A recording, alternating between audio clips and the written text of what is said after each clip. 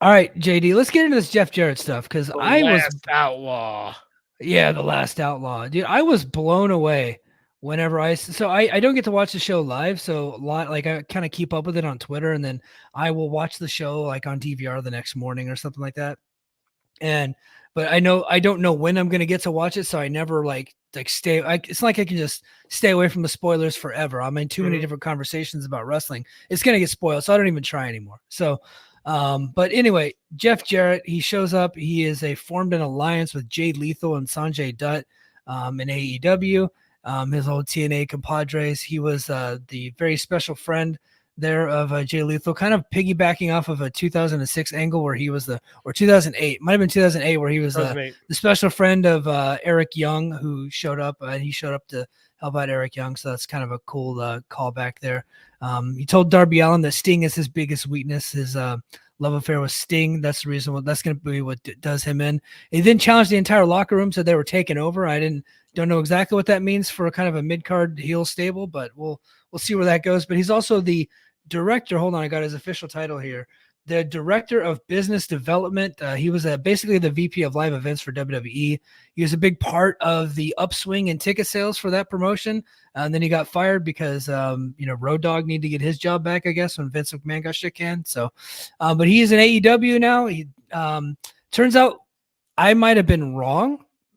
Go figure, about him coming back to Impact eventually, and about him and Conrad possibly buying this promotion. Turns out I was full of shit, and he is now an AEW Dynamite guy. So there you go.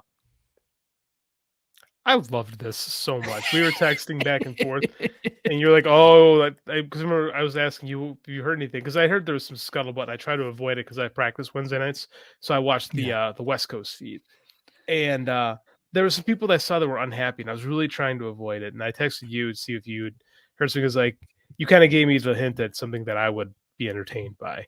So I was like, okay. So I went into it open-minded. And then Jeff Jarrett whacked Darby Allin with a guitar. And I went, hell yes. And people are like, how can you be excited about this? And I'm like, what are you talking about? This is Jeff freaking Jarrett. He's great. And people are really upset. And this is the thing about Jeff Jarrett. Jeff Jarrett is the last, they call it, his gimmick is the last outlaw. He's the last heel, right? He's the last guy that everybody hates and is not going to get cheers. People were booing this man for his promo. In storyline, he has got a great legitimate beef with AEW. They did what he couldn't do, right? But at the same time, they took a lot of his ideas and implemented them and made it work in a better way, because they didn't surround themselves with Vince Russo and Dixie Carter. Yeah. What a great hook for a character. And I think this is fantastic. And what makes me happy, nothing makes me happier than turning on Twitter and seeing everybody get their panties all up in a bunch over something they don't like on Dynamite and getting so upset. Like everyone assumes that again, the My World theme, beautiful. Everyone automatically assumes that Jeff Jarrett will, in fact, now be the AEW World Champion, and it's going to be 2006 TNA. Like, what kind of that might have been inspire that? What? That might have been my fault. Why? That was one of the first things I said was like, "Hey, how long till he's world champion?"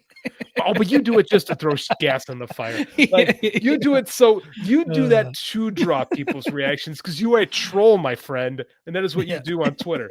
But people are legitimately concerned about this. They're like, pick your favorite mid-carder, doesn't get enough time on this show, and I'm like thinking, well, he ain't Jeff Jarrett, right? And again, realistically, what does AEW do with these legend guys? They hook them onto young talent and they mentor on the show. That's it. And Jeff Jarrett, he's put in a program with his greatest TNA rival right away. Who's that? Sting. What's going to happen? Jeff's going to eat a freaking scorpion death drop and get pinned like he always did. It's a temporary feud. He is not going for the world title. He's not going to be in the main event. No. He is not going to beat a young talent clean and then go and challenge the world champion. He's not in his 50s. That's not what he's doing. He's coming here. He's with Jay Lethal and Sonjay Dutt and this big 7-footer, Satnam Singh. They're trying to get this guy over. He's trying. Look, Jay Lethal is great. Sonjay Dutt is great, but they ain't Jeff Jarrett. Jeff Jarrett can get them to that next level being a part of Yes. that act, right? Because So Jeff this Jarrett's is great. Yes. and, He's and great. before people compare this situation to Bully Ray, is a huge fucking difference. Okay, so Jeff's Bully not Bully wrestling the title. That's right. If Bully Ray was just here on the mid card working with young guys and building them up, Yeah. we're not No, angry. 100%. Like you know what I mean? I have no like I know I give everybody I tell a lot of Bully Ray jokes because it gets under Gerard's skin and it gets under Illa's skin and Lucha don't like it gets so I kind of I like to fuck with them a little bit. You're a And, troll. and other people too, right? Yeah. You know, you don't just throw up softballs there and expect me not to swing. But it would be completely different if they were bringing in Bully and he was doing mid card kind of stuff. If they brought him in for one night, he challenged Josh for the title because, hey, I'm a legend, which is true. He's old TNA legend, former champion, one of the bigger drawing champions in TNA history. Honestly, take a look at the numbers. He absolutely freaking was. Bully Ray, 100%. He actually sold more tickets as world champion than Jeff Jarrett did. Go take a look at it. Like so, while he was the heel champion, he sold a lot of tickets. So give him his props. But he's in his 50s. He hasn't been around in a long time. And so you don't bring him back. You don't make him pin Steve Macklin clean and then go for a title shot. You just don't do that. There's other ways that you could have had Josh beat Bully. You didn't have to do that. You didn't have to cut the legs off Macklin to get there. We've beat that horse to death. So this is not the same situation. This situation is a lot more like what the Acclaimed are doing with Billy Gunn. Daddy Ass, with Billy Gunn, right? So Jarrett's coming in with Satnam Singh and Jay Lethal. They're probably going to do a trios match with Darby Allin, Sting, and somebody else. And Jeff Jarrett is going to take the Scorpion Death Drop to Sting. Sting's going to no-sell the hell out of a guitar shot. It's going to be a complete TNA nostalgia moment. And then he's going to get his ass beat. And then he's going to go back to slinging tickets and doing what he does as an employee of the company. And then we'll probably see him a few times a year. Which is what he wants to do, Yeah. right? Jeff's a great talker. He's a great promo. He's one of the most underrated promos, I think, in wrestling. And here's what I loved about this, Mike. It took me a while to see us on Twitter to finally get why they used Cole Carter. So there's this you've seen the Death of WCW DVD, right? Of course.